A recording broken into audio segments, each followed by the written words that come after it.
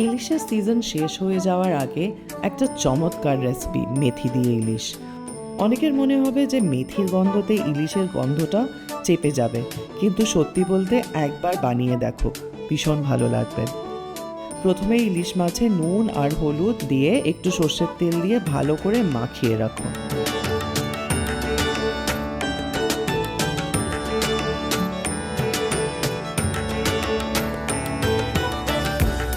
তারপর একটা বাটিতে হলুদ গুঁড়ো আর একটু লঙ্কার গুঁড়ো জলে গুলিয়ে রাখবে।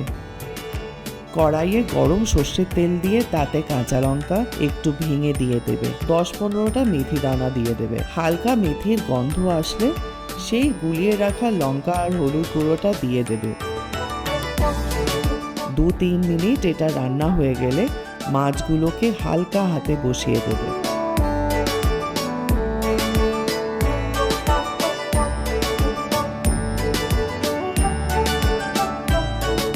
স্বাদ মতো নুন দিয়ে মাছগুলোকে উল্টিয়ে নেবে। ইলিশ মাছ সেদ্ধ হতে 10 মিনিট মতো লাগে, খুব বেশি সময় লাগে না। তারপর একটু চিনি দিয়ে ফুটিয়ে নেবে, তবে মাঝারি আঁচে ফোটাবে, তাতে ইলিশ মাছের তেলটা ভেসে উঠবে। হাফ কাপ জলে 1 চামচ আটা গুলিয়ে দিয়ে দেবে,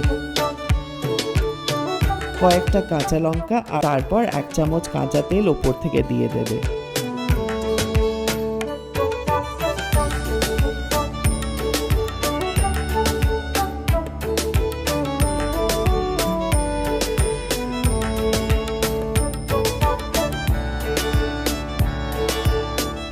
মেথি দিয়ে ইলিশ রেডি।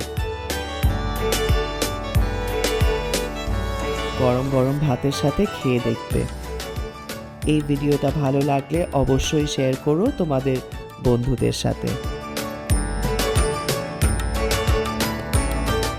আর আমাদের চ্যানেলে সাবস্ক্রাইব করতে ভুলবেন না।